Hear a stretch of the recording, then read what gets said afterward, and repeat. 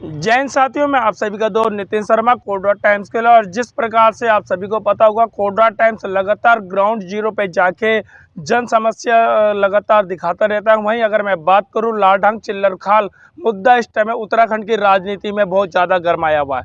और आज इसी विषय पे हमारे साथ में बात करने के लिए समाज सेवी सुधीर बहुगुणा जी हैं, जो लगातार कहते हैं इस मुद्दे पे और अन्य मुद्दों पे भी मुखर होकर अपनी बात रखते ही हैं। तो सर, पहले आपका कोडरा टाइम्स में बहुत बहुत स्वागत है। धन्यवाद आपको और आपके सारे दर्शकों को मेरा नमस्कार। सर, ये बताएं, जिस प्रकार से जो स्वतंत्र पत्रकार परवीन थापा जी द्वारा लालढंग चिल्लरखाल मोटर मार्ग की मांग उठाई गई है, कहीं ना कहीं वो एक आग पकड़ी है, उसे कहाँ देख रहे हैं आप? देखिए, यूँ तो लालढंग चिल्लरखाल रोड का जो एक मांग है, वो अब से नहीं, बहुत पुरानी मांग है। इसमें बहुत पहले भी आंदोलन हो चुके हैं। 2010-11 में इसमें शैलेंद्र सिंह रावत जी ने भी 1 साल तक का पूरा इसमें धरना दिया था और 3000 लोगों को लेकर वो पैदल यात्रा लेकर गए थे और उन्होंने विधानसभा घेराव किया था। और ऐसे ही 2021 से कोरदार लालढंग चिल्लरखाल मार्ग समिति भी इसमें आंदोलन कर रही है, पत्राचार कर रही है। वर्तमान में ये मुद्दा परवीन थापा जी ने उठाया, तो वो कहीं ना कहीं, देखो, आपने देखा होगा, शुरू दिन से हम उन्हें बधाई का पात्र बता रहे हैं, उनके इस प्रयास को हम भागीरथी प्रयास बता रहे हैं। परंतु कहीं ना कहीं अब वो आंदोलन जो है भड़क चुका है। इसलिए आपने देखा कुछ दिनों से जिन लोगों ने अगस्त में थापा जी का साथ दिया होगा, कोटद्वार से दिल्ली तक और दिल्ली से कोटद्वार तक, जिन्होंने भव्य रूप से उनका स्वागत भी किया, जब वो दिल्ली में धरने पे थे, यहाँ पर कम से कम 15-20 हज़ार लोगों ने यात्रा निकाली थी उनके समर्थन में। आज वो लोग कहीं नहीं दिखाई दे रहे, तो कुछ ना कुछ तो भटका हुआ है। तो आपको ऐसा क्यों लग रहा है कि किस प्रकार से भटका है और क्या इसके मुख्य कारण हो सकते हैं? इसके कारण ये थे, देखो, एक तरफ तो वो अपने जितने भी वहाँ भाषण दे रहे हैं, जो भी उनके वर्तमान में सपोर्टर हैं, वो एक तरफ से कह रहे हैं कि सत्ता का कोई आदमी यहाँ पर नहीं आ रहा, राजनीतिक दल का कोई आदमी यहाँ पर नहीं आ रहा। ऊपर से रात को अपनी पोस्ट डाल दे रहे हैं कि कोई भी बीजेपी कांग्रेस का कोई भी राजनीतिक दल का आदमी यहाँ पर ना आए। अब देखो, कोटद्वार छोटा सा एक शहर है और मुझे नहीं लगता कि यहाँ पर कोई भी व्यक्ति या कोई भी संस्थान जो है किसी पार्टी से ना जुड़ा हो। तो ये दोगला चरित्र नहीं होना चाहिए। भाई, अगर मैं देख रहा हूँ, अभी राम कनवाल जी जो बेरोजगार संघ के अध्यक्ष हैं, उन्होंने भी एक लेटर जारी करा था। उससे पूर्व में भी कई लेटर गए थे, बल्कि राम कनवाल जी के लेटर के बाद उन्होंने, मुख्यमंत्री साहब ने तुरंत एक्शन लिया है। उसे कहाँ देख रहे हैं? देखिए, राम कनवाल के लेटर पर नहीं, आप मुख्यमंत्री को कोई भी लेटर थमाओगे, जवाब मिलेगा ही मिलेगा। हम पे भी बहुत लेटर पड़े हैं जिनको जवाब मिला है। परंतु मैंने थापा जी को, जिस दिन से मैं उस आंदोलन में गया था, मैंने हज़ारों बार उनसे बोला। जिस दिन लैंसडाउन में मुख्यमंत्री जी आए थे, वकीलों ने भी उनसे मुलाकात की थी। मैंने दलीप महन जी के घर पे जाकर परवीन थापा जी की बात करवाई थी कि आप भी चलो उस आंदोलन में, हम बस भर के चलते हैं। उन्होंने कहा मुझे कहीं नहीं जाना, जो आएगा यहाँ आएगा। मैंने कहा मैंने नहीं, जब यहाँ से वो दिल्ली में बैठे थे धरने पे, तो यहाँ से कम 40-50 लोग उनसे मिलने गए थे, जिसमें कि बाल भारती स्कूल के रावत जी भी थे, मयंक पत्रकार कोठारी भी थे, कई लोग थे जो सम्मानित लोग हैं, जिनकी अपनी अपनी संस्थाएं एनजीओ यहाँ पर हैं। उन्होंने अनिल बलूनी जी से टाइम लिया और उन्होंने कहा कि भाई चलो, हमने टाइम ले रखा, आप भी चलो हमारे साथ। तो परवीन थापा जी ने कहा कि नहीं, मैं बाद में मिलूंगा, अभी नहीं मिलूंगा। और उसके बाद वो उनसे तो नहीं मिले, पर रविंद्र नेगी जी से मिल गए। अब ये बात बताओ यार, आप दिल्ली के विधायक से तो मिल रहे हो, उत्तराखंड के सांसद से नहीं मिले, उत्तराखंड के मुख्यमंत्री से नहीं मिल रहे हो, तो ये अपना आप में नहीं, आप जिस प्रकार से कह रहे हैं कि गढ़वाल के सांसद, आपको भी ज्ञात होगा क्योंकि आप काफ़ी समय से राजनीति में सक्रिय हैं। 2008 में लालढंग में, कहते हैं, लालढंग की जनता ने धरना दिया था 287 दिन का। उन्हें तो उस धरने को तोड़वाने में किसकी अहम भूमिका थी, इसको भी आपको पूर्ण रूप से ज्ञात होगा। मैं ये नहीं कह रहा हूँ, देखो, मैं कह रहा हूँ, सुधीर बहुगुणा आज सुधीर बहुगुणा बीजेपी से जुड़ा हुआ है। बिल्कुल। तो आज मैं बीजेपी की सरकार में अगर मैं काम नहीं कराऊंगा तो मैं दोषी हूँ। 2008 में अनिल बलूनी किसी पद पर नहीं थे, कांग्रेस की सरकार थी। आज वो पद पे हैं, मुख्यमंत्री प्रधानमंत्री के खास चेहरों में से एक हैं, टॉप 5 लीडरों में से बीजेपी में हैं। तो आप आज मिलिए ना, और आप उनसे तो नहीं मिले, फिर आप रविंद्र नेगी कौन सी बड़ी तोप है, बताओ। रविंद्र नेगी क्या करा सकते हैं? और रविंद्र नेगी का स्टेटमेंट आप देखिए ना, रविंद्र नेगी भी वही बोल रहा है कि मैं आपके सांसद बलूनी से बात करूंगा और केंद्रीय मिनिस्टर गडकरी जी से बात करूंगा। जब रविंद्र नेगी बात कर सकता, तो आप खुद क्यों नहीं जा रहे, जबकि आपका प्रतिनिधिमंडल उनसे मिल चुका है? तो वहीं अगर बात करें, आखिर ऐसे क्या मुख्य कारण हो सकते हैं कि इस मार्ग पे, चाहे कांग्रेस हो और वर्तमान में भाजपा हो, कि आखिर ये मार्ग क्यों नहीं बनाना चाह रहे हैं? देखो, मार्ग बना था, ऐसे नहीं कि अभी तक नहीं बना है, बहुत पहले बना। अब तक ये मार्ग लगभग 7-8 बार ब्लैक टॉप यानी कि डामरीकरण हो चुका है। और सन 65 का ये मार्ग है, अंग्रेजों के ज़माने का ये मार्ग है, सन 65 का ये मार्ग है। अंग्रेजों के टाइम पे ये उनकी रसद के लिए हुआ करता था। उसके बाद जब से भारत आज़ाद हुआ तब से ये कुमाऊं और गढ़वाल मंडल को जोड़ने वाला एक मार्ग है। ऐसे नहीं कि इसमें कभी अब तक 7-8 बार ये ब्लैक टॉप हो चुका है, इसमें डामरीकरण हो चुका है। अभी भी इसमें कई बार चाहे बीजेपी सरकार रही चाहे कांग्रेस की सरकार, मैं किसी पार्टी को दोष नहीं देना चाहता, दोनों सरकारों ने काम किया है। सुरेंद्र सिंह जी ने भी इसमें काम कराया है, शैलेंद्र रावत जी ने भी इसमें काम कराया है, हरक सिंह रावत ने भी काम कराया है, परंतु इसमें जो वर्तमान में जो मामला है वो कोई नहीं समझ पा रहा है। सुप्रीम कोर्ट ने इस पर रोक लगाई, ना तो प्रदेश सरकार ने रोका है ना केंद्र सरकार ने से रोका है, इस पर सुप्रीम कोर्ट की रोक है। नहीं, सुप्रीम कोर्ट के वकील है, जो सुप्रीम कोर्ट के वकील रोहित डंडयाल जी है, उन्होंने अपने लाइव कैमरे में आके ये तक बोल दिया है कि उत्तराखंड के नेताओं को यही नहीं पता था इसका केस नंबर क्या है। अब मैं इसलिए बताता हूँ कि ये जो मुकदमा चल रहा है ये स्टेट गवर्नमेंट और का मुकदमा नहीं चल रहा है। ये एक कोई एक्टिविस्ट हैं वहाँ के दिल्ली के बंसल जी ने ये मुकदमा डाला। और इसमें डालढंग चिलरखाल का मुकदमा नहीं है, ये मुकदमा है एनजीटी का, ये मुकदमा है वाइल्ड लाइफ का, ये मुकदमा है टाइगर सेफ का। तो ये मुकदमा उत्तराखंड सरकार का नहीं, और उन्होंने हर उस सरकार पे मुकदमा डाला हुआ है जिस जगह टाइगर रिजर्व है, जिस जगह राष्ट्रीय उद्यान है, जिस जगह राष्ट्रीय पार्क है। तो उन्होंने ये मुकदमा उत्तराखंड सरकार में डाला है। ये एक बहुत बड़ा मुकदमा है। और अगर आप इस मुकदमे के बेस पे, अगर जैसे रोहित डंडयाल जी की आप बात कर रहे हो, अगर इस मुकदमे के बेस पे अगर आप इस लालढंग चिलरखाल मार्ग को खुलवाने की कोशिश करोगे, ये 10 जन्म में नहीं खुलेगा, क्योंकि इसमें 10 सरकारों पे मुकदमा चल रहा है। किसी का और महीने में एक डेट लगती है, और उस डेट में कभी एमपी का गवर्नमेंट की तरफ से कोई वकील नहीं खड़ा होता, कभी उत्तराखंड की तरफ से नहीं होता, कभी महाराष्ट्र की तरफ से नहीं होता, कभी आंध्रा की तरफ से नहीं होता, जहाँ जहाँ भी टाइगर रिजर्व है। तो इसलिए ये मामला लटकता जाएगा। आपने देखा, मैंने एक बाइट डाली थी, एक पोस्ट डाली थी, हमें वर्तमान में लालढंग चिलरखाल मार्ग को लेकर फ्रेश मुकदमा डालना पड़ेगा, जिसमें हमको ये बताना होगा कि ये कोई नया मार्ग नहीं है, ये बहुत पुराना मार्ग है, अंग्रेजों के ज़माने का मार्ग है। और इससे 2 मंडल जुड़ते हैं, गढ़वाल राइफल, कुमाऊं राइफल, जो 2 रेजिमेंट हमारी, इन रेजिमेंट के लिए बहुत महत्वपूर्ण ये रास्ता है। क्योंकि कल अगर युद्ध छिड़ता है, चाइना अगर अटैक करता है, तो सबसे पहले जो आवागमन होगा वो गढ़वाल राइफल और कुमाऊं राइफल का ही आवागमन इस रास्ते से होगा। तो बहुत इंपॉर्टेंट रास्ता है। रामनगर से लेकर और लालढंग तक कम से कम 8 लाख लोग इससे प्रभावित होते हैं।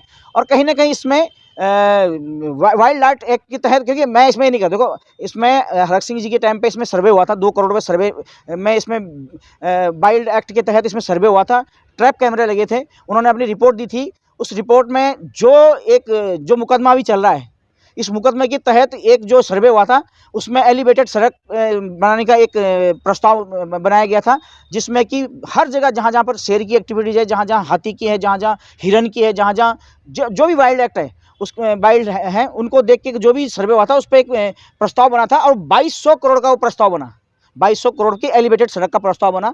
और वो प्रस्ताव सरकार में गया, उत्तराखंड सरकार में। पर आपको पता कि प्रदेश सरकार में 10-20 करोड़ से ऊपर का कोई बजट नहीं होता। तो उन्होंने उस प्रस्ताव को फिर गडकरी जी को भेज दिया था। गडकरी जी को भेजा, तब तक फिर वही बात होगी कि सरकार का चुनाव आया या मंत्री चेंज हो गए, विधायक चेंज हो गए, फिर वो ठंडे बस्ते में चले गए। वर्तमान में अगर उसी फाइल पे काम किया जाए जो उस वक्त भेजी गई है, और ये समझाया जाए कि भाई लालढंग से लेकर और रामनगर तक अगर ये रास्ता बनेगा तो ये 80-90 किलोमीटर शॉर्ट होगा। इसमें गढ़वाल कुमाऊं रेजिमेंट का आपस में कनेक्टिविटी हो जाएगी। जो 8 लाख लोग प्रभावित हैं, ये इसमें जो डेली का आवागमन उनका होता है, जिसमें लाखों का पेट्रोल फूकता है, उससे पर्यावरण का नुकसान होता है। जिसमें गाड़ियां घिसती हैं, टायर घिसते हैं, उसमें लाखों का नुकसान होता है। जो हम लोगों को यूपी का टैक्स देना पड़ता है वो बचत होगी। तो अगर इस प्रकार की कोई फाइल बनाई जाएगी और उस पर लड़ा जाएगा तो फ्रेश मुकदमा हम लोगों को डालना पड़ेगा। अगर हम वर्तमान मुकदमे को लेकर इस पर सुप्रीम कोर्ट के भरोसे रहेंगे तो ये जब तक टाइगर रिजर्व वाइल्ड एक्ट का ये मुकदमा खत्म नहीं होगा पूरे 10 की 10 सरकारों का, तब तक ये कहीं से भी हमको रिलीफ नहीं मिलने वाला। नहीं, जिस प्रकार से अभी आपने ये चीज़ें हमें बताई है, आखिर ये चीज़ें जनता तक क्यों नहीं पहुंच पा रही है? दरअसल हो क्या रहा है कि कोई भी आंदोलन धरने से नहीं चलता, धरने से हल्ला मचाने से कुछ नहीं होता, और कुछ ना कुछ कागजी कार्रवाई आपके पास होनी चाहिए। देखो मैंने ये RTI लगाई है और इसमें मेरे कम से कम 3-4 हज़ार रुपये खर्च हुए हैं। और इसमें साफ लिखा हो, देखो ये इसमें लिखा हुआ क्या है, लोक सूचना अधिकारी प्रशासनिक लैंसडाउन वन प्रभाग। मैंने इसमें लालढंग चिलरखाल मार्ग को लेकर पूरी RTI लगाई है। ये कागज़ मुझे मिला, मैंने अभी पढ़ी भी नहीं, अभी 2 दिन पहले मुझे आई है, दिवाली के चक्कर में मैं पढ़ नहीं पाई। पर इसमें कुछ चीज़ें हैं जो बहुत कारगर हैं, कुछ अंश मैंने इसके अभी डाले भी हैं, उसमें आपने देखा होगा सोशल मीडिया में। तो मुझे पता है कि इस मुकदमे को कैसे लड़ना चाहिए। इसमें भी हमको कागजी कार्रवाई करनी चाहिए। ये मुकदमा धरने का नहीं है, ये मुकदमा कोई उसका नहीं है कि आप हल्ला मचाओ। इस मुकदमे में चाहे प्रदेश सरकार हो चाहे हम हो, मैंने इसीलिए देखोगा आपने, मैंने एक संघर्ष समिति का एक गठन किया है। उसमें मैंने एक काम किया है कि हम प्रदेश सरकार के मुख्यमंत्री से मिलेंगे, ये कागज़ उन्हें देंगे। नहीं, जिस प्रकार से आप बोल रहे हो, हमने एक संघर्ष समिति का गठन किया है। आज मैं वहीं धरने पे पहुंचा था, लेकिन वहीं के कुछ जो इनका आपने नाम बाकायदा अपने सोशल मीडिया पर डाला था, वो इस चीज़ से इनकार कर रहे हैं।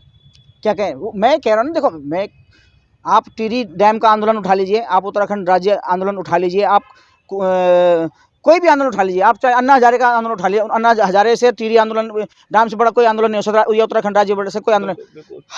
हर आंदोलन में समितियां बनती हैं, वो इसलिए बनती हैं कि प्रॉपर एक डॉक्यूमेंटेशन हो सके, पत्राचार हो सके, जिम्मेवारियां बांटी जा सके, प्रॉपर प्रेस रिलीज हो, प्रॉपर सरकारों से बात की जा सके। तो आपको क्या लग रहा है, आखिर ये धरने को 40-42 दिन हो गए हैं, ये समिति आखिर क्यों नहीं अभी तक गठित हो रही है? आप इसमें एक मैं आपको बात बता रहा हूँ, आप अभी मैं कह रहा हूँ, देखो, समिति अगर बनेगी तो समिति में पूरा लेखा जोखा होता है। देखो, समिति में अगर 100 लोग होंगे, 200 लोग होंगे, 500 लोग होंगे, तो कितनी आय हुआ, कितना व्यय हुआ, कितना आज टेंट पर खर्च हुआ, कितना साउंड पे खर्च हुआ, कितना हम देहरादून गए, दिल्ली गए, वकील से मिले, तमाम चीज़ों का उसमें लेखा जोखा होता है। चाहे राम कटवाल का आंदोलन हो, बेरोजगार संघ का, उनकी भी समिति है, भले राम कटवाल यहाँ समर्थन दे रहा होगा, उसकी बेरोजगार संघ की समिति है, उसमें प्रॉपर लेखा जोखा जाता है। राम कटवाल जी ने एक धोखा क्या किया इस आंदोलन के साथ, वो समर्थन देना है, अकेले मुख्यमंत्री से मिलने चले गए। मैं आज क्या कह रहा हूँ, मैं कह रहा हूँ कि समिति बनाओ, और समिति में अगर 200 लोग जुड़ेंगे तो 200 के 200 मुख्यमंत्री से मिलेंगे। नहीं, जिस प्रकार से आप बोल रहे हो, अकेले चले गए, बल्कि वो जिस प्रकार से मैं भी उनके सोशल मीडिया पे देख रहा था, वो यूँ कह रहे कि हमने एक लेटर भेजा है, उस लेटर में ये चीज़ लिखी है कि लालडांग चिल्लर खाल क्षेत्र की जनता वहाँ धरने पे बैठी है, वहीं स्वतंत्र पत्रकार परवीन थापा भी वहीं धरने पे बैठे हुए विगत इतने दिनों से। नहीं, मैं कह रहा हूँ, आप उनका मुख्यमंत्री का लेटर पढ़िए, जो उन्होंने मुख्यमंत्री को भेजा है, उसमें परवीन थापा का नाम नहीं है, उसमें राजाराम अंथवाल का नाम नहीं, जो 8 दिन तक भूखा था, उसमें उन लोगों का नाम नहीं है जिन्होंने एक समिति बनाई थी अगस्त में, और हज़ारों की संख्या में थापा जी के पक्ष में एक यहाँ पर बहुत बड़ी जन आक्रोश रैली निकाली थी, उनका नाम नहीं है। आपने मुख्यमंत्री से मुलाकात के फिर आपने किसी भी आंदोलनकारी को ये नहीं बताया कि मैं मुख्यमंत्री से मिलने जा रहा हूँ। तो कहीं ना कहीं राम कटवाल ने इस आंदोलन के साथ छलावा किया है, आंदोलनकारियों के साथ जो वहाँ बैठे हैं उनके साथ छलावा किया है। और सबसे बड़ी बात, आपने राम कटवाल की वो प्रेस रिलीज नहीं पड़ी होगी जो उसने उस दिन मुझे भेजी थी रात के। हाँ, आपने सोशल मीडिया कर रही है। हाँ, मैंने सुबह 11 बजे उसने मुझे भेजी थी, उसमें कहीं भी परवीन थापा का नाम नहीं है कि परवीन थापा के सहयोग से हमने आंदोलन किया, परवीन थापा के सहयोग, उसमें कहीं जिक्र नहीं है, उसमें कहीं पर के एक भी आंदोलनकारी का नाम नहीं है। तो कहीं ना कहीं राम कटवाल जी के पोस्टर आप शहर में देख रहे होंगे, जगह जगह लगे हुए हैं, वो 27 की तैयारी में है, और इसीलिए वो इस आंदोलन को जिस प्रकार से आप बोल रहे हो 27 की तैयारी में है, खुद एक मैं ब्रॉडकास्ट सुन रहा था उनका, उसमें उन्होंने साफ तौर पे कहा है बेरोजगार संघ जो उत्तराखंड स्वाभिमान मोर्चा है उससे अलग है। उत्तराखंड बेरोजगार संघ जो है वो एक राजनीतिक मंच नहीं है, वो कहते हैं बच्चों की, छात्रों की आवाज़ उठाने वाला मंच है। अगर इसे कभी राजनीतिक मंच का अगर इसे राजनीतिक रूप दिया जाएगा तो मैं इससे पूर्ण रूप से संन्यास ले लूँगा। यही बॉबी पवार जी ने कहा था। बॉबी पवार जी पहले, इससे पहले बेरोजगार संघ के अध्यक्ष वही थे, उन्होंने भी यही कहा था, पर वो लोकसभा का चुनाव लड़े हैं। और ये यकीनन आप मुझसे देख ले, 2027 में अगर राम कटवाल यहाँ से चुनाव नहीं लड़ेगा तो जो मर्जी बोलना। और वहीं अगर मैं बात करूं, कुछ दिनों से हम भी आपके सोशल मीडिया पे देख रहे हैं कि थापा जी को लेके कुछ टपाटिप टिप्पणियां चल रही हैं, तो उस पर क्या कुछ कहना है? मैं कह रहा हूं, हमने थापा जी से अनुरोध किया कि आप मुख्यमंत्री से मिलने चलो, आप सांसद से मिलने चलो, आप उनसे मिलने नहीं जा रहे हो, ना आप समिति बना रहे हो, और ऊपर से राम कटवाल का लेटर लिखा है, आप उसका स्वागत करो अपने मंच पे। तो कहीं ना कहीं राम कटवाल ने आपके साथ छलावा किया ना, उसने आपको नहीं बताया कि मुख्यमंत्री से मिल के आ रहा हूँ, उसने मुलाकात नहीं करा। अगर हम प्रयास करें तो आप हमें गलत बता रहे हो। हमने समिति का गठन किया, मैंने नहीं किया, इससे पहले जितने भी संगठन हैं उनको कम से कम 50 से अधिक कोरदार के जो संगठन है उसमें पूर्व फौजी भी हैं, डू समथिंग सोसाइटी भी है, कई जो जितनी सामाजिक और सांस्कृतिक संस्थाएं यहाँ पर हैं, उन्होंने वो समिति बनाई थी जिसने वो रैली निकाली थी। जैसी वो समिति बनी, थापा जी ने भंग कर दी, जबकि हमारी मांग क्या थी, ठीक है आपने दिल्ली जाने आने में जो किया सो किया, आज अगर लालढंग चिलर खाल में 100-200 लोग बैठ रहे हैं, 500 लोग बैठ रहे हैं, वो पब्लिक का आंदोलन हो चुका है। तो कहीं ना कहीं उस पब्लिक की, चाहे हमको मत जोड़िए, आप डू समथिंग सोसाइटी को मत जोड़िए, आप किसी को मत जोड़िए, पर कम से कम जो महिलाएं जो आपके साथ आज भी धरने बैठे, चलो ठीक है, जिनको आपने भगा दिया या जिनको आपने दरकिनार कर दिया, जिनकी आपने नहीं सुनी, वो हट गए हैं, आज तो समिति बना दो ताकि प्रॉपर एक नहीं, समिति बनाने के लिए तो वो भी मना नहीं कर रहे हैं, क्योंकि जब जो प्रकाश कोठारी जी और मयंक कोठारी जी और भी लोग इसमें जब बैठक हुई थी, तो बैठक में एक समिति का गठन कहीं ना कहीं किया गया था, बल्कि उसमें जो आय व्यय की बात की गई थी, तो उनका कहना था कि इसमें आय व्यय का वो ना हो। यही तो मैं कहना चाह रहा हूँ। मैं कह समिति किस बात की, समिति अगर बनेगी तो उसमें ऐसा होता है, देखो मान लीजिए समिति बनी, हमने समिति में देहरादून गए, दिल्ली गए, मंत्रियों से मिले, संतरियों से मिले, कोर्ट गए, कचहरी के, मान लिया हमारा 10 लाख खर्चा हो गया। तो समिति का काम क्या होता है कि अगर आपके पास 10 लाख हैं तो आप खर्च कीजिए, नहीं है तो फिर हम एक फंडिंग करेंगे। बिल्कुल, वो पैसा कहाँ से आ रहा है, कहाँ खर्च हो रहा है। हम जनता से अपील करेंगे, भीख मांगेंगे, अधिकारियों से मांगेंगे, नेताओं से मांगेंगे, पब्लिक से मांगेंगे, तो हम 10 लाख को पूरा करें। अगर थापा जी इस चीज़ को करते तो ठीक है, अगर वो 10 लाख रुपए उनका खर्चा होता तो अगर उनके पास होते तो उसी से चले जाता। अगर उनको वो थापा जी बोलते भाई 9 लाख मेरी जेब से लगे, मेरे पास तो 1 ही लाख आया है, तो फिर समिति उस 9 लाख की भरपाई पूरी करेगी ना। इसीलिए समितियां बनती है। तो कहीं ना कहीं समितियां बननी चाहिए, और समिति बनने से ही आंदोलन पक्का होगा। आज आपका कोई भी वहाँ पर प्रेस रिलीज करने वाला नहीं है। मेरी प्रेस वालों से बात हुई तो मैंने कहा भाई आप लोग खबर नहीं छाप रहे, तो कह रहे भाई हम कैसे छापे, एक दिन में वहाँ 100 लोग जाए तो 100 के 100 अपनी विज्ञप्तियाँ दे रहे हैं, कोई भी एक लेटर हेड पे कोई न्यूज़ बन के नहीं आ रही है। तो कहीं ना कहीं भ्रांतियाँ हैं। और हम देखो, मैं तो 92 से मैं आंदोलन कर रहा हूँ, राज्य आंदोलन कर रहा हूँ, और पता नहीं कितने आंदोलन हमने किए हैं, पर कभी भी हमने देखा कि बिगड़ समिति कोई आंदोलन नहीं होता। समिति बनती है तो आय व्यय भी होता है। आप ये राम कनवाल से पूछ लो कि अगर आपकी बेरोजगार समिति है तो बेरोजगार समिति क्यों बनी है, अगर नहीं बनती तो फिर आप यहाँ के इसका समर्थन क्यों करें। समिति यहाँ भी बनाओ ना फिर। ठीक है, हमको मत जोड़िए, राम कनवाल जुड़ जाए, थापा जी जुड़ जाए, जो उनके साथ में बैठे हैं वो सब जुड़ जाए, हमको मत जोड़िए, पर एक कम से कम ट्रांसपेरेंसी हो। जिस प्रकार से आज मैं बात कर रहा था वहाँ पहुँच के, तो जिस प्रकार से आपने कहा था कि मैं एक लालढंग चिल्लर खाल संघर्ष समिति बना रहा हूँ, और 26 तारीख को रविवार को उसकी एक बैठक होने जा रही है, और जहाँ उसमें आपने रविंदर सोन जी का नाम, दीपक रावत जी का नाम, और संजय रावत जी का नाम, और राजन मतवाल जी का, मतलब इन लोगों का आपने कहीं ना कहीं नाम जोड़ा है। बल्कि आज जब मैंने बात करी है उनसे, तो वहीं आपने संरक्षक तो एक प्रकार से परवीन तापा जी को बता दिया, बल्कि वो यूँ कह रहे हैं आपने सत्ता में जो पार्टी है उनके नेताओं को आखिर क्यों उसमें लिया है। आप समझ रहे हैं, समिति में ना तो राजगौरव नौटियाल है, ना दलीप मेहता, ना रितु खंडूरी है। मैंने तो रितु खंडूरी जी को फ़ोन किया था, पर शायद उन्होंने मुझे ब्लॉक करा है, इस कारण से मेरी बात नहीं हो पाई। तो उनके प्रतिनिधि को मैंने बोला हुआ है। हमने समिति में कहीं भी बीजेपी के एक नेताओं को सदस्य नहीं बनाया है। हाँ, हमने नेतृत्व उनको इसलिए दिया है कि सत्ता में रह के अगर सत्ता वालों के साथ हम बात नहीं करेंगे, ये आपने देखा कि आज तक जितने भी वहाँ पर जो संगठन खड़े हुए हैं सब देखो, आप क्या कर रहे हो, ये तो आप सरकार से मिलना नहीं चाह रहे हो, और सुबह से शाम तक आप उस धरने में गो रहे कि सरकार नहीं आ रही है, सरकार नहीं सुन रही। जब तुम सरकार से मिलोगे नहीं तो क्यों सुनेगी तुम्हारी, बताओ, पहले मिलना पड़ेगा। तो हमने इसलिए कहा कि हमने माध्यम बनाया। हमने क्या बोला कि राजगौरव जी के नेतृत्व में, विधायक जी के नेतृत्व में, यानी उनके नेतृत्व में मिलने जा रहे हैं, समिति में नहीं हो लोग। बस जैसी ये मुलाकात हुई, जो भी आश्वासन हमें जैसे राम कनवाल लिखा के लाया, नहीं, आखिर ये मुलाकातें कब तक होगी? 25 साल तो लालढंग चिल्लर खाल मार्ग को हो गए, आखिर ये ज्ञापनबाजी कब तक होगी? देखो, मैं ये कह रहा हूँ ना, मैंने तो कागज़ इकट्ठे किए ना। अब मैं ये कागज़ जो मैंने पढ़ा है, देखो आज तक जो हमारे वो हैं रोहित डंडरियाल जी, वो भी नहीं बता पाए कि अभी तक सुप्रीम कोर्ट में मामला क्या चल रहा है। सुप्रीम कोर्ट में मामला चल रहा है वाइल्ड एक्ट का, वाइल्ड बचाने का, टाइगर बचाने का। उसमें लालढंग चिल्लर खाल रोड का मार्ग सुप्रीम कोर्ट में नहीं चल रहा है, वहाँ सिर्फ वाइल्ड एक्ट का मांग चल रही है। उस मामले में इस पर भी गाज गिरी है, और नेशनल पार्क के जो रास्ते हैं उन पर भी गाज गिरी है, वो बंद हो गए हैं। हमें फ्रेश एक रिट डालने, उसके लिए हमको कागज़ इकट्ठे पड़ेंगे। जो कागज़ मैंने सोशल मीडिया में डाले वो भी आपने देखा होगा। हमें एक कागज़ इकट्ठा करना पड़ेगा। कहीं ना कहीं जैसे जो एनजीओ काम कर रहा है इस रास्ते को रोकने के लिए, एक समिति, एक एनजीओ हमको बनानी होगी जो पूरे कागज़ इकट्ठे करे। देखो, होता क्या है कि सरकार बदलती है, मुद्दे बदल जाते हैं, नेता बदलता है, मुद्दे बदल जाते हैं, सचिव बदलता है, डीएफओ बदलेगा, जितने भी अधिकारी बदलेंगे तो मुद्दे बदल जाते हैं। तो हमको एक समिति ऐसी रखनी पड़ेगी कि अधिकारी कोई भी बदले, परंतु समिति उस अधिकारी के पीछे लग जाएगी। साहब, इसमें ये मामला चला था, अभी 25 तारीख को तारीख है, अब अगले महीने कोई तारीख है, हमको ये डॉक्यूमेंट्स सबमिट करना है, इसमें ये रोक है, इसमें वो रोक है। हमारी अब इतनी बार ये सड़क बन चुकी है, अंग्रेजों के ज़माने की सड़क है, क्या कहते हैं, गढ़वाल रेजिमेंट, कुमाऊं रेजिमेंट को जोड़ने वाली सड़क है। तमाम मुद्दे हमको रखने पड़ेंगे, और इसीलिए हम ये समिति बना रहे हैं, ताकि ये समिति कागज़ों के साथ कार्रवाई करे, धरने ना करे, शोर शराबा ना करे, गूगल पे ना चलाए, बल्कि लीगल वे पे चले। जैसे आप अभी गूगल पे की बात कर रहे हो और खाते की बात कर रहे हो कि कई सोशल मीडिया पे कमेंटबाजी, हमारी भी पोस्टों पे कमेंटबाजी आई है कि थापा जी गूगल पे और खाते में पैसा ले रहे हैं। तो थापा जी ने अभी कुछ दिन पहले एक वीडियो अपनी कहते हैं सोशल मीडिया करी है, उन्होंने अपना खाता नंबर और गूगल पे नंबर दे दिया। उन्होंने कहा आप मेरा खाता चेक करा लीजिए अगर मैंने कहते पैसा लिया है तो। देखो, ऐसा होता ना, आपने खाता नंबर तो डाला, तो खाते के अंदर के पेज भी तो डाल दो जिसमें एंट्री हो। उन्होंने खाता नंबर डाला, खाता नंबर तो हम उनकी जानकारी ले सकते हैं, हम आरटीआई लगा सकते हैं, पर होता क्या है कि banking as a banking law के तहत किसी के खाते, पर्सनल खाते का आप ना तो जानकारी ले सकते हो और ना उसे ले तो मैं लूँगा पर मैं पब्लिश नहीं कर सकता, क्योंकि इसके पीछे कारण होना चाहिए।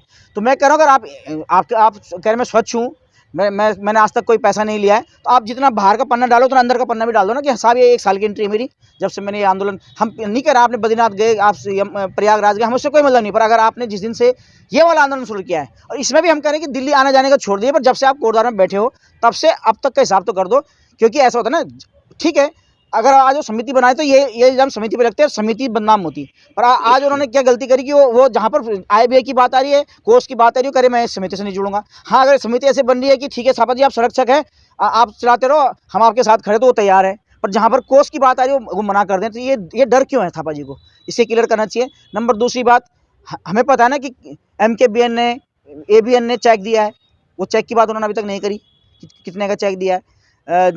30 फैक्ट्रियाँ हैं, 30 फैक्ट्रियों ने भी डोनेशन दिया है, क्योंकि फैक्ट्रियों को इसकी ज़रूरत है, तो वो उसको सार्वजनिक करें। कम से कम 40-50 लोग मुझको मिल चुके हैं उस दिन से, और मैंने अभी तक सार्वजनिक नहीं किया है, जो कह रहे हैं कि हमने 5-5, 7-7, 10-10 हज़ार का गूगल पे किया है। तो ये कहीं ना कहीं देखो लास्ट बदनाम उनको होना है, पर हमें कह रहे बदनाम मत होइए। हमने उनसे अभी तक भी ये कहा कि ठीक है आपने जो भी करा हमें कोई मतलब नहीं, आपने प्रयास अच्छा किया है, आप दिल्ली तक की बात छोड़ दीजिए, पर कोटद्वार में अब जब यहाँ पर टेंट लग चुका है, अब देखो आज टेंट हट चुका है, आप आज गए होंगे, क्यों हटा, क्योंकि अब टेंट वाले को पैसे नहीं मिल रहे। नहीं, जिस प्रकार से हम गए थे तो कहीं ना कहीं वो जो टेंट का वो टेंट दिया गया था, अनशन के लिए टेंट दिया गया था।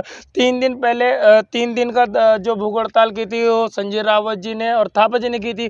उसके तुरंत बाद जो है राजा राम अंतवाल जी ने गए थे, भूख हड़ताल करी थी और राजा राम अंतवाल जी का भूख हड़ताल तोड़वाई गई थी। मैं बताता हूँ आपको, देखो होता क्या है कि आंदोलन जब होता है ना, आंदोलन में एक नियम होता है, आपको एक टीम बनानी पड़ेगी, समिति बनानी पड़ेगी, उसमें आमरण अनशन हर हड़ताल का एक लास्ट मुद्दा होता है, आखिरी स्टेप होता है। आपने बीच में अचानक अनशन कर दिया, उसके बाद आप 3 दिन के अनशन तो आज तक हमने कभी देखा ही नहीं है भाई। अन्ना हजारे बैठा था तो 1 साल 6 महीने 4 महीने की भूख हड़ताल बैठा था ना, आपने 3 दिन की 2 दिन की भूख हड़ताल कैसे कर दी। अरे माने जी अगर अंशपाल जी नहीं आते तो फिर वो भूख हड़ताल तो वहीं खत्म हो गई थी ना।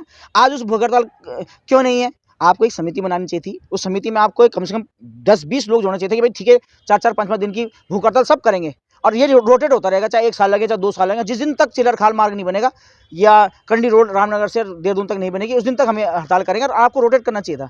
पर आपने, अब बताओ सबसे बड़ी बात, आमरण अनशन का एक एक्ट है, उसमें एक लॉ है, आमरण अनशन हमेशा मुख्यालय में होता है, जहाँ पर DM SDM बड़े अधिकारी बैठते हों उसके आंगन में होता है, ताकि वो वहाँ पर हज़ारों लोग आएँ, सैकड़ों लोग आएँ और वो डिस्टर्ब हों, वो उस रिपोर्ट को शासन को भेजेंगे, साहब यहाँ काम करना मुश्किल हो गया, पब्लिक आ रही है, हमें कोस रही है और माइक बज रहा है सुबह शाम तक।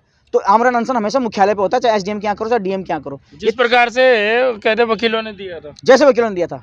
वकीलों का रिजल्ट 20 दिन में आ गया, राम कनवाल जी का बेरोजगार का रिजल्ट 8 दिन में आ गया। अब थापा जी कह रहे में 3 महीने हो गए, आपका रिजल्ट क्यों नहीं आ रहा? क्योंकि आपने आंदोलन को एक मनोरंजन बना दिया, कीर्तन चल रहा है, पिंकी गुसाई आ रही है, वो हंसी मजाक करी कि मुझे रितु खंडूरी के बारे में पता नहीं है। आप ब्लॉगर हो, आप पूरी दुनिया की जानकारी तो लोगों को दे रहे हो, आपको रितु खंडूरी के बारे में पता नहीं, ये अजीब में एक हास्यास्पद हो गया ना। एक अभी मैं बिल्कुल विधानसभा अध्यक्ष है और उत्तराखंड में सबसे बड़ा पद माना जाता है। अब महिला है, अब महिला के बारे में महिला को नहीं पता, तो कहीं ना कहीं अपना में हास्यास्पद। अभी मैं एक वो देख रहा था इंटरव्यू, तो उसमें वो कह रहा है, आदमी कह रहा है कि हम मुख्यमंत्री से क्यों मिले, तो फिर अब आपने जब मुख्यमंत्री से नहीं मिला तो फिर आप मुख्यमंत्री को क्यों कोस रहे हो, आप विधायक को क्यों कोस रहे हो? फिर जब सरकार से मिलोगे तभी तो बात होगी। जैसा राम कनवाल लिखा के लाए साहब, अगर 1 महीने पहले या 20 दिन पहले लिखा के ले आते हैं और उसके बाद हम धरना खत्म करके उतने दिन का अल्टीमेटम देते हैं, जितने जैसे मैंने डाला है कि हम मुख्यमंत्री से मिलेंगे, समिति बनाएंगे, कागज़ों के साथ मिलेंगे, कागज़ देंगे,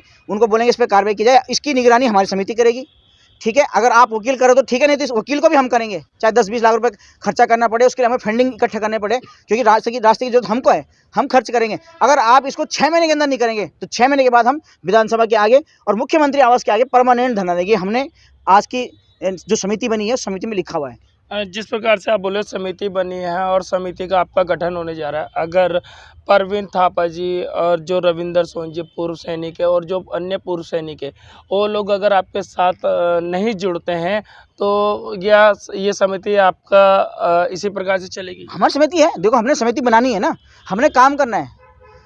थापा जी को हमारी जरूरत नहीं है, तो हम ठीक है, हम अपने लाल ढंग चिल्लर खाल मार की जरूरत तो हम सबको है। हम अपने देखो कोटद्वार में दुकानें काफ़ी खुली है ना, अभी 2 दुकान चल रही हैं, एक दुकान चल रही है भाई, विशाल मेगा मार्ट आया, उसके बाद वी मार्ट भी आया, सबकी अपनी अपनी वो है, ब्लिंकिट ब्लिंकिट भी पहुंच गया। तो ठीक है, आप अपनी दुकान चलाओ, अगर आप हमारी दुकान में शामिल हो तो ठीक है, नहीं तो हमारी दुकान चलेगी। जिसकी दुकान अच्छी चलेगी, जो सबूतों के साथ चलेगा, जो तथ्यों के साथ चलेगा, जो सुप्रीम कोर्ट में फाइट करने की हिम्मत रखता हो।